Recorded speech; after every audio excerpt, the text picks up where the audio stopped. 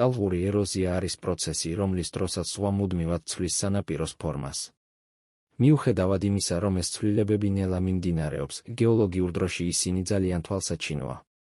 რა არის ტალღა და მისი ენერგია? ტალღა წარმოადგენს ენერგიის გადაცემას წყალში. რაც უფრო დიდია ტალღა და ქარის ძალა, მით მეტი ენერგია აქვს მას სანაპიროზე ზემოქმედებისთვის. ტალღური ეროზიის მექანიზმები. პირდაპირი დარტყმა, აბრაზია, ხეხვა, ჰიდრავლიკური წნევა, ქანების ჩამოშლა გრავიტაციის გამო, სანაპირო ფორმები. ტალღური ეროზიის შედეგად ყალიბდება ზღვის კლდეები, ნაპირის ტერასები, ზღვის თაღები, ქვაბულები და იზოლირებული ქანები.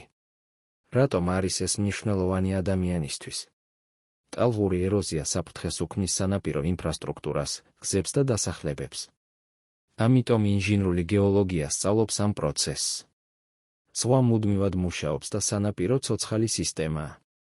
თუ გაინტერესებს გეოლოგია, მარტივად და სიღრმისეულად გამოიწერე გეოკორი.